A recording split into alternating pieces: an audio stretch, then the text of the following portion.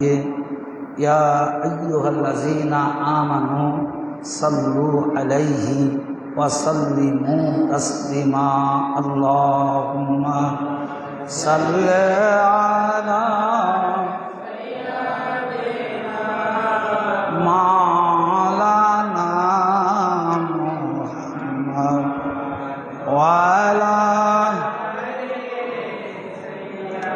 दीना शाफिया मुअज़्ज़ज़ सामिन किराम, আজকে শোকের একটি রজনী। আল্লাহ তাআলা সেই ওয়াহদানে নূরের টুকরা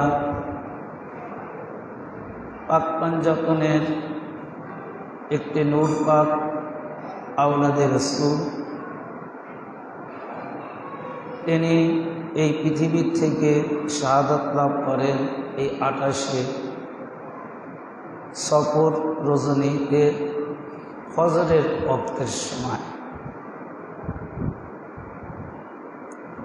তো এই নির্মম এমন একটি রজনী, এত দুঃখ কষ্টের রজনী, যেটা ইতিহাসের পাতায় খুবই করুণাময় হিসাবে স্পষ্টভাবে ঐতিহাসিকগণ তা তুলে ধরেছে। আজকে আমি সে 28শে সফর রজনীতে বড় ইমাম পাকের সাথে যে ঘটনা ঘটেছিল তারই কিছু কথা তুলে ধরার চেষ্টা করব, যদি আমার মালিক মওলা পাক তিনি দয়া করেন। আলোচনার প্রারম্ভে আমি আমার আকা মওলার কদম যুগলের ভক্তিপূর্ণ সিজদা কদম বসি এবং কানাত আল আওলাদ আহলে বাইত কেবলা ও কাবার কদম যুগলে ছোট হুজুর পাক কেবলা কাবা ও বড় হুজুর পাক কেবলা ও কাবার কদম যুগলে জানাই ভক্তিপূর্ণ সিজদা কদম বসি।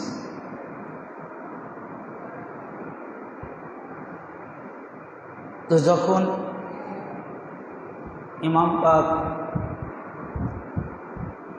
একেবারে যখন তিনি যুদ্ধের ময়দানে যখন তার উপর আক্রমণ করল কুফাবাসী, তখন তিনি দেখলেন যে তার পিছনে কোনো লোক নেই। তখন তিনি শেষ কিছু বক্তব্য দিলেন এবং তিনি চুক্তিতে স্বাক্ষর করে মুআবিয়াকে খেলাফত দিয়ে তিনি একাকী জীবন যাপন করার জন্য মনস্থ করলেন, নিয়ত করলেন। এদিকে মুআবিয়া লানাতুল্লাহ আলাইহি তার ছেলে ইয়াজিদ লানাতুল্লাহকে পরামর্শ দিল, এটাই সুযোগ, যখন আমি খেলাফত পেয়েছি আর এই খেলাফত থাকাকালীন অবস্থায় যে কোনোভাবেই হোক বড় ইমাম পাককে দুনিয়ার থেকে বিদায় করতে হবে, এবং এটা যদি তুমি করতে না পারো তাহলে আমি মরে যাবার পরে সে কঠোরভাবে খেলাফত প্রাপ্ত হবে, আর যখন খেলাফত প্রাপ্ত হবে তখন তুমি তার সাথে কোনো যুদ্ধ বিগ্রহ যাই করো, কোনো কিছু করে তার সাথে তুমি বিজয় লাভ করতে পারবে না এবং টিকেও থাকতে পারবে না। তো আমি থাকতেই তুমি কি করবে, নবী পরিবারের যারা আওলাদে রাসূল মাথা ছাড়াতে ওঠার আগে তাদেরকে দুনিয়া থেকে বিদায় করে দিবে। তো ইমাম পাক যখন নিরিবিলি হয়ে গেলেন, একাকীভাবে জীবনযাপন করতে লাগলেন। তখন মুআবিয়া কি করল, বড় ইমাম পাক ও তার অনুসারীদের বিভিন্নভাবে অত্যাচার নির্যাতন করতে লাগল। কিছু যারা ইমাম পাকের আশেকান ছিল, ভক্ত ছিল, তাদের উপর নির্মমভাবে অত্যাচার করল। এমনকি যে বড় ইমাম পাকের অর্থাৎ আশেকান আহলে বাইত তাদের মধ্য থেকে 38 জনকে মুআবিয়া হত্যা করে ফেললেন। যারা হয়তো আছে যখন ইমাম পাক নিয়ে কথা ওঠে, গালিগালাজ করে, মাওলা আলী আলাইহিস সালামকে গালি দেন, বড় ইমাম পাককে গালি দেন, সহ্য করতে পারে না, এরকম তাদেরকে হত্যা করতে করতে 38 জন ব্যক্তিকে নির্মমভাবে হত্যা করে ফেললাম। এ সংবাদ শুনে বড় ইমাম পাক তাদের পরিবার ও তাদেরকে সমবেদনা জানানোর জন্য তিনি বসরার উদ্দেশ্যে রওনা করলেন। এবং বড় ইমাম পাক বসরার উদ্দেশ্যে যখন যাবে, মৌসুল নামক একটি জায়গায় যখন তিনি পৌঁছাইলেন, তখন ওই জায়গায় যাওয়ার সাথে সাথে বড় ইমাম পাকের খাবারের সাথে বিষ মিশাইয়া খাওয়ানো হলো এবং সেই বিষেও বড় ইমাম পাকের কোনো কিছু হলো না। তো এইরকমভাবে অনেকবার বড় ইমাম পাককে বিষ প্রয়োগ করানো হয়েছে, কিন্তু কোনোবারই বিষে কোনো কার্যকারিতা হয়নি। আর বড় ইমাম পাক যে বিষ প্রয়োগে শাহাদাত লাভ করবে, এটা পূর্বের থেকেই নির্ধারিত। তো এখানে একটি কথা বললে আপনারা বুঝতে পারবেন যে রাসূল পাক সাল্লাল্লাহু আলাইহি সাল্লামকে জৈনিক এক মহিলা দাওয়াত দিয়ে কিছু ভোনা মাংসের সাথে বিষ মিশ্রণ করে দিয়েছিলেন। দেওয়ার পরে তো রাসূল পাক সেই বিষ পান করার পরে তিনি স্বাভাবিক ছিলেন, তার কোনো ক্ষতি হয়েছিল না।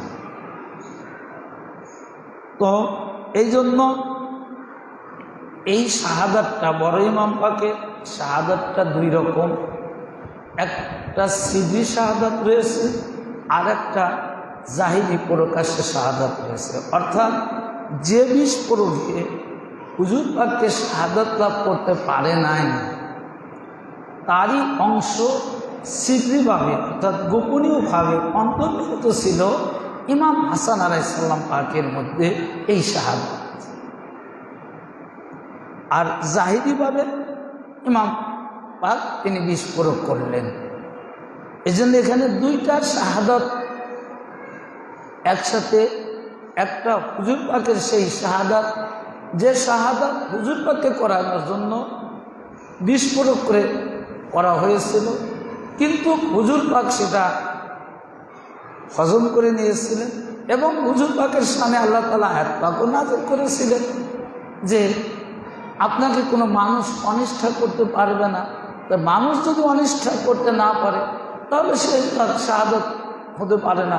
শাহাদাত মানেই প্রতিপক্ষের আঘাতে বিদায় নেওয়া, হত্যা হওয়া, এক কথা। তো হুজুর পাকের স্বয়ং আল্লাহ তাআলা সকল মানুষ থেকে তাকে হেফাজত করেছে নিজে আল্লাহ, যার কারণে তিনি ওই বিষ প্রয়োগে তাকে কিছু করতে পারেননি। তো ইমাম পাক, বড় ইমাম পাক সেই শাহাদাতই তিনি চেয়ে নিলেন এবং তিনি কি করলেন, তিনি জাহিরিভাবে বিষ প্রয়োগে শাহাদাত লাভ করলেন। আর এই শাহাদাতের মধ্যে গোপনীয় শাহাদাত ছিল হুজুর পাক সাল্লাল্লাহু আলাইহি ওয়াসাল্লাম পাকে। তারপরেও কিন্তু ইমাম পাক বারবার বিষ প্রয়োগ করানো হয়েছে। যখন কোনো বিষয়ে কিছুই হচ্ছে না, তখন দামেস্কে খবর পাঠানো হলো যে এতবার বিষ পান করাচ্ছি, তাতে ইমাম পাকের কিছুই হচ্ছে না, তাহলে এখন কি করা যায়? তাই মুআবিয়া লানতুল্লাহ ইহুদিদের সাথে খুব তার মিল ছিল। দেখেন আসলে তো মুসলমান না, যার ইহুদিদের সাথে মিল আছে, খ্রিস্টানদের সাথে মিল আছে। তাই এই মুআবিয়া ইহুদিদের একজন বড় ডাক্তার, সে বিষ বিশেষজ্ঞ ছিল।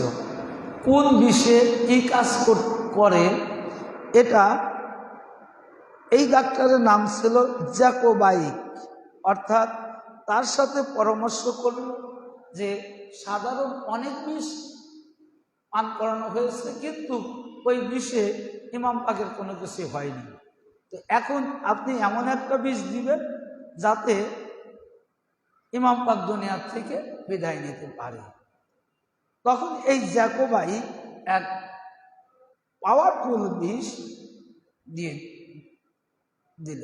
দেওয়ার পরে এই বিষ কি করেছে, এক ব্যক্তির মারফতে মুআবিয়া বড় ইমাম পাকের নিকটে পাঠাবে। এমন সময় পথের মধ্যে একটা বিশ্রাম নেওয়ার জন্য ক্লান্ত হয়ে গেল, আগে হেঁটে যাওয়ার রাস্তা ছিল, ক্লান্ত হয়ে যাওয়ার পরে তো ওই বিষওয়ালা ব্যক্তি ওখানে ঘুমিয়ে পড়লে একটা নেকড়ে বাঘ এসে তাকে ভক্ষণ করে ফেলল। তাই নেকড়ে বাঘ যখন ভক্ষণ করলো, তখন ওই রাস্তা দিয়ে মুহিব্বানে একজন বড় ইমাম পাকের আশেকান, তিনি যাচ্ছিলেন, দেখলেন একটা ব্যাগ এবং তার মধ্যে বিষ আর একটা চিঠি লেখা। অথবা ওই ব্যক্তি বিষের ব্যাগ আর ওই চিঠি ইমাম পাকের নিকট দিলেন। ইমাম পাক কি করলেন, চিঠিখানা জায়নামাজের নিচে রেখে দিলেন, কোনো কিছু বললেন না। এমনকি যখন মৌসুলে যে বাড়িতে আশ্রয় নিয়েছিলেন ওই বাড়িতে মুআবিয়া হাত করে নিল। নেওয়ার পরে তখন বড় ইমাম পাক একেবারে আস্তে আস্তে ঘাবড়িয়ে যাচ্ছে। তখন ছোট ইমাম পাক বললেন যে ভাই, আপনাকে আর কোথাও থাকার দরকার নাই, আপনি মদিনাতে নানা রওজাতেই সময় কাটান। তখন বড় ইমাম পাক কি করলেন, মদিনাতে নানা অর্থাৎ রাসূল পাকের রওজা পাকে ফিরে আসলেন। ফিরে আসার পরে কারণ বারবার বিষ প্রয়োগ করানো হচ্ছে, বারবার আক্রমণ করছেন, আর তার পায়ে আঘাত লাগা আছে। ওই যে যুদ্ধে যারা 12,000 কুপি ইমাম পাকের উপর আক্রমণ করেছিল, ওই আক্রমণের কারণে তার পায়ে আঘাত লেগেছিল। তখন বড় ইমাম পাক রাসূল পাকের রওজা পাকে গেলেন। তো এর আগেও বড় ইমাম পাক কি করলেন যে হুজুর পাকের রওজা পাকে তিনি প্রার্থনা করলেন, এবং যখন 12,000 সৈন্য ইমাম পাকের উপর আক্রমণ করলো, আক্রমণ করার পরে যখন সকল লোক ইমাম পাকের পিছন থেকে কেটে পড়লো, কেটে পড়ার পরে তখন তিনি আল্লাহর কাছে ফরিয়াদ করেছিলেন যে ইয়া রব্বুল আলামিন, হে পরওয়ারদিগার আলম, যেহেতু লোকজন আমাকে চাচ্ছে না, আপনি আমাকে তুলে নিন। এমনকি যে ওরা যেমন লোক, ওদেরকে আপনি তেমনই একজন নেতা বানায় দেন। এই দোয়া করলেন। দোয়া করার পরে তখন ইমাম পাক অর্থাৎ মসজিদে নববী রাসূল পাকের রওজা পাকে অতিবাহিত করতে লাগলেন। তো একদিন দুই দিন করতে করতে তো ওই বিষ যখন শেষ হয়ে গেছে, ওটা তার নেই, হারিয়ে গেছে। তো ঠিক আবার মুআবিয়া কি করলো, টাকার বিনিময় ওই জ্যাকোবাইকের নিকট থেকে ওই বিষ সংগ্রহ করলো। সংগ্রহ করে তখন ইমাম পাককে যে সেবা শুশ্রূষা করার জন্য যিনি ছিলেন তার আহলিয়া বিবি জায়দা, তো এমন একজন ব্যক্তি, এটা আপনারা জানেন, ও কুটনির বুড়ি ইতিহাসে ময়মনা নাম এসেছে। তো তার মারফতে যখন ওই বিষটা দেওয়া হলো, এবং ওটা যে বিষ এটা তাকে বোঝানো হয়েছিল না, এইটা বোঝানো হয়েছিল যে এটা এমন একটা ঔষধ, যে ঔষধ সেবন করার সাথে সাথে ইমাম পাকের শরীর সুস্থ হয়ে যাবে। তো যাই হোক, তখন এই জায়দা তিনি কি করলেন, ইমাম পাকের ওই বিষ, যে বিষের পাওয়ারটা এত যে বিষ মিশানো লাগবে না, যে খাবার যে পানির পাত্র, ওই পানির পাত্রের যে উপরে আমরা কি ছাঁকনি দ্বারা ঢেকে রাখি, ওই ছাঁকনির উপরে ছেড়ে দিয়েছিলেন। তাতে ওই পানি এত বিষাক্ত হয়ে গেছিল যে যখন ইমাম পাক রাইতে পানি পান করার জন্য পানি চাইলেন, তখন তাকে ওই বিষ মিশ্রিত পানি তাকে পান করানো হলো। আর সেটা ছিল 28শে সফর 59 হিজরিতে, এবং 29শে মার্চ 670 খ্রিস্টাব্দে অর্থাৎ কি করা হলো, তখন ইমাম পাক বুঝতে পারলেন যে আর তিনি দুনিয়াতে থাকবেন না। এবং এর আগে এই যেদিন এই বিষ প্রয়োগ করানো হয়, তার পূর্বক্ষণ পর্যন্ত ইমাম পাক রাসূল পাকের রওজা পাকের কাছে ছিলেন, এবং রাসূল পাক তাকে যখন স্বপ্নে আবিষ্কৃত করলেন যে হে আমার কলিজার টুকরা, হে আমার বেটা, তোমাকে আর কষ্ট করতে হবে না, তোমাকে এখনই তোমাকে অল্প কিছু সময়ের মধ্যে আমি তোমাকে নিয়ে আসব। যখন তিনি এই স্বপ্নটা দেখলেন এবং তিনি তখন বাড়িতে আসতেন, কারণ এখানে ইতিহাসটা লেখছে, ইতিহাসবিদ লেখছে যে রাসূল পাকের রওজা পাকে যদি ইমাম পাক থাকতেন তাহলে তার কোনো ক্ষতি হতো না। তখন তিনি বাড়িতে আসতেন, আর বাড়িতে আসা মাত্রই এই বিষটাকে পান করানো হলো। তো পান করানোর পরে বিষের এতটা পাওয়ার ছিল যে ইমাম পাকের ভিতরে যে কলিজা নাড়ি বুড়ি ছিল, তিনি বমি করার সাথে সাথে সেই কলিজার নাড়ি বুড়িগুলো 72 টুকরা বের হয়েছিল। সেটা ইমাম পাক ঢেকে রাখলেন, যে তিনি বললেন যে এটা আমার ভাইকে দেখায়ও না, আমার ভাই যদি এটা দেখে তাহলে সহ্য করতে পারবে না। যে বিষের তাড়নায় বমি করছে, বমির সাথে ওই কলিজার টুকরাগুলো কি করেছে, বিষের সাথে বের হয়ে এসেছে। এমন করে 72টা টুকরা বের হয়েছে। এই 72 টুকরা বের হওয়ার কারণ যে ইমাম পাক কারবালার মহল্লাতে তিনি শাহাদাত লাভ করতে পারবে না, তো কারবালার মহল্লাতে ইমাম পাকের জন্য কি হবে, যারা শাহাদাত লাভ করবে ইমাম পাক সহ 72 জন 61 হিজরিতে শাহাদাত লাভ করবে। আর এই শাহাদাতের আলামত ইমাম পাকের ভিতর থেকে কলিজার টুকরা 72টি অংশ তিনি ভূমির সাথে বের হয়ে আসছেন। আসলে আমরা বুঝি না যে কোথাকার কি জিনিস। তো তখন ইমাম পাক আস্তে আস্তে খুব শরীর অসুস্থ হয়ে গেল।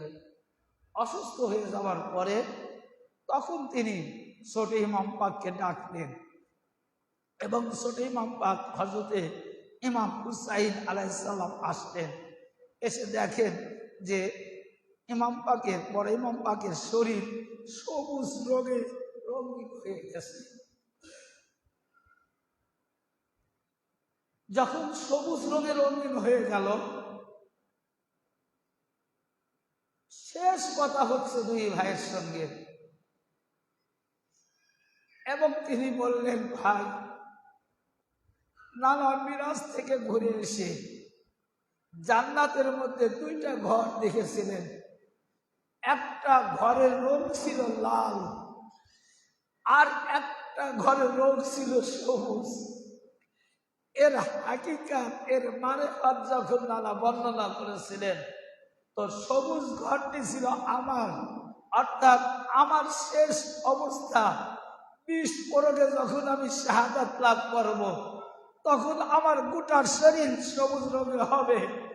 আর আপনার জন্য লাল ঘর, আপনি 61 হিজরি কারবালার ময়দানে, অর্থাৎ ইয়াজিদ বাহিন সীমারের হাতে আপনি যখন শাহাদাত লাভ করবেন, আপনার চেহারাটা লাল হয়ে যাবে, রক্তে লাল হয়ে যাবে।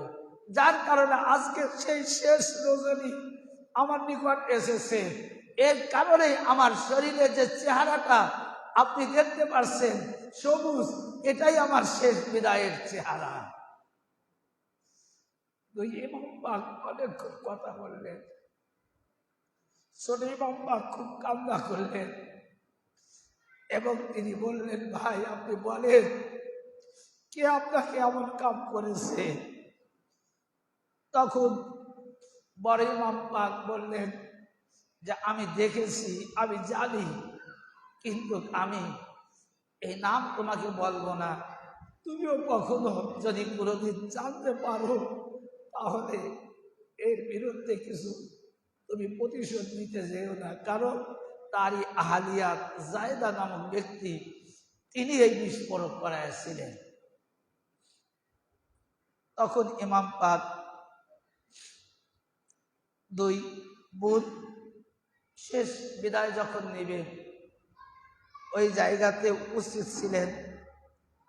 ছোট ইমাম পাক দুই বোন একেবারে প্রতিচ্ছবি মাখাতে জান্নাত আতার পাকের চেহারার সাথে দুই বোনের মিল ছিল। হযরতে জায়নাব এবং উম্মে কুলসুম, তানার শাহজাদা হযরতে কাসিম সালামুল্লাহ এবং ছোট ইমাম পাক আব্বাস সালামুল্লাহ, এই কয়েকজন ব্যক্তি ইমাম পাকের ওই কামরার মধ্যে তিনি ছিলেন।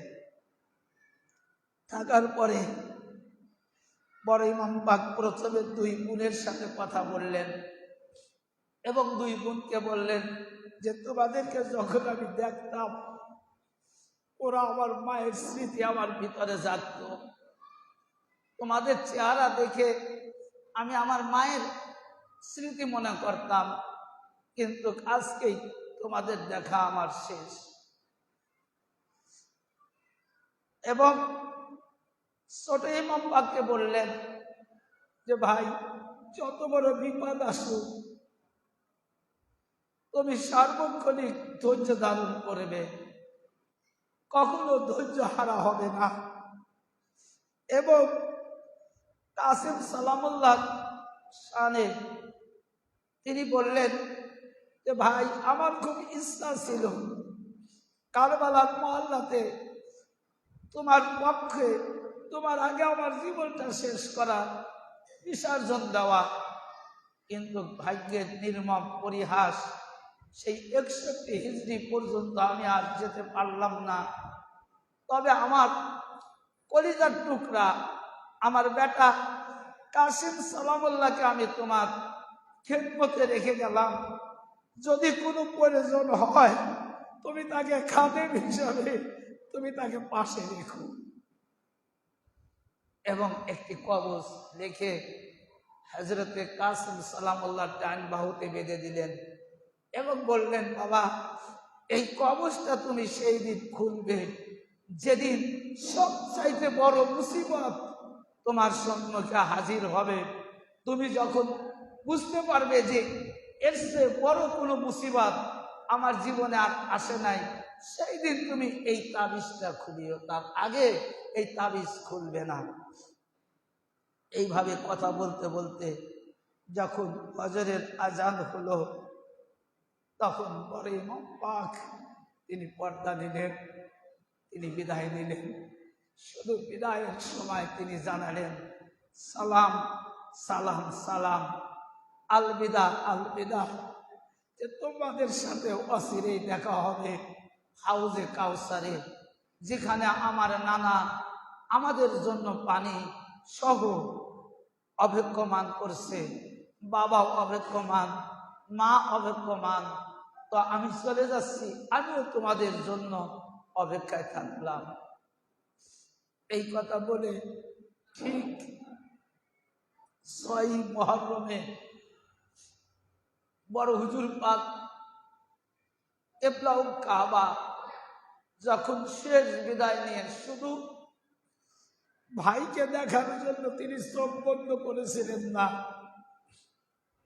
তিনি যেরকম ছোট মালিক পাকের দিকে তাকিয়েছিলেন ঠিক বড় ইমাম পাক একই রকম ভাবে ছোট ইমাম পাকের দিকে এক তীর্থক ভাবে তিনি তাকিয়েছিলেন।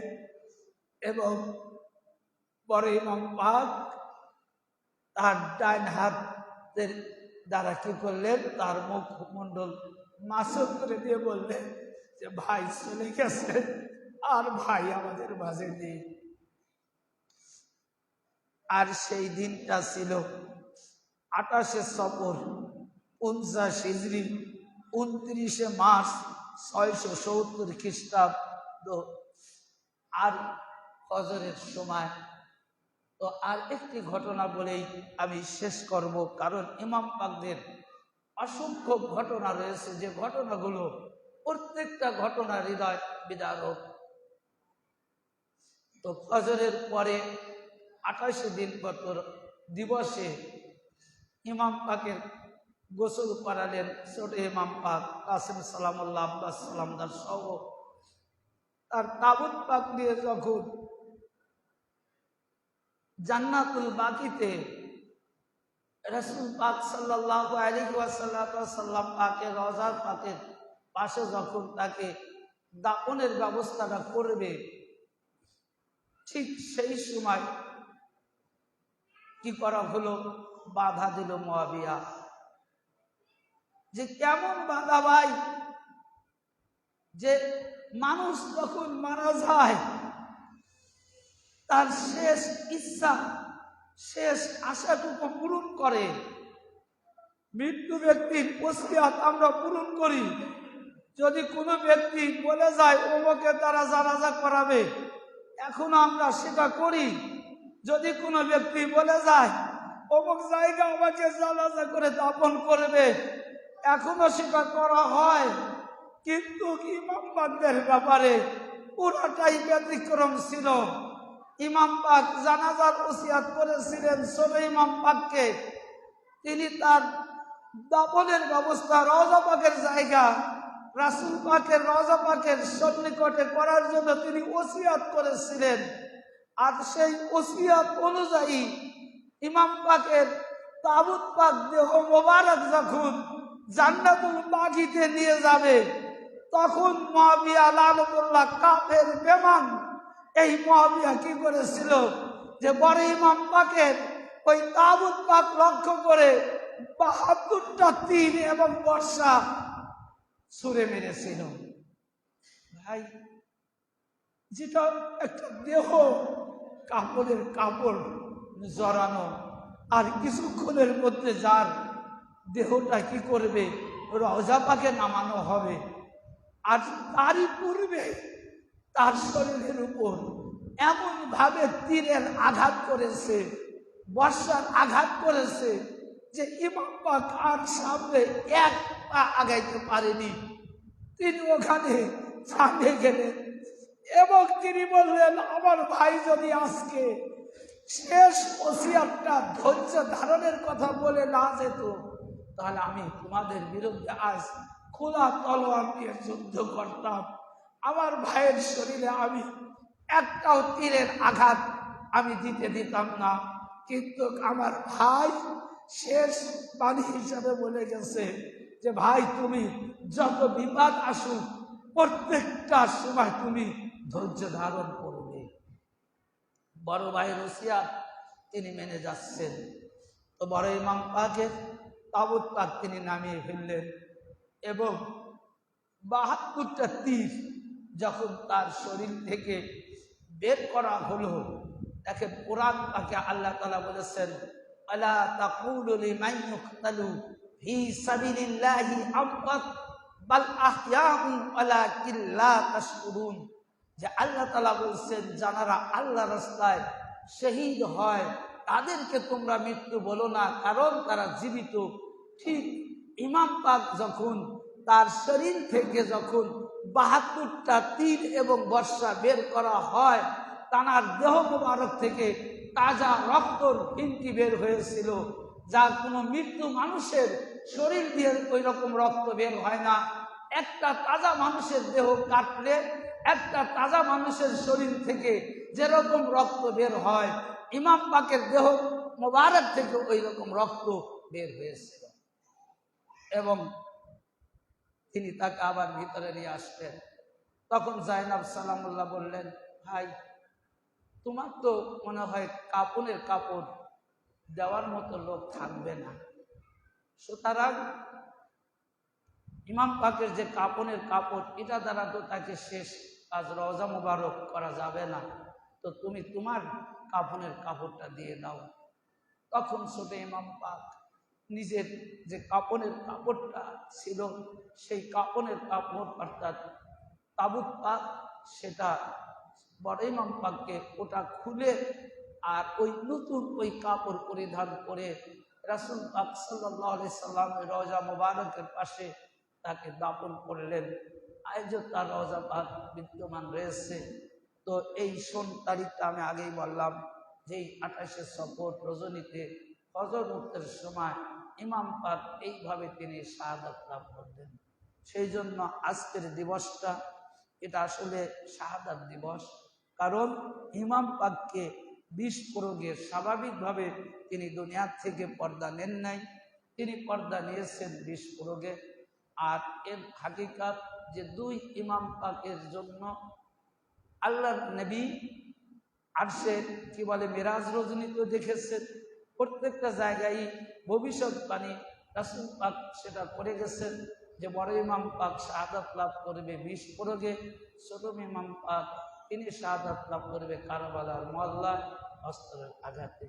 মহান আল্লাহ রাব্বুল আলামিন আজকে এই পবিত্র 28শে সফর রজনীতে আমরা যারা দূর দূরান্ত থেকে এই পবিত্র শাহাদাত দিবস রজনীতে পুরুষটাকে হাজির হয়েছি, মালিক মাওলা যেন আমাদের প্রত্যেকেরই হাজিরাটুকু কবুল করে আমাদের আর সবাই যেন বড় ইমাম পাকের কদম পাকের ধুলিখানা হয়ে এই দুনিয়ার জিন্দেগি থেকে শেষ বিদায় নিতে পারি। সবাই বলুন আমিন।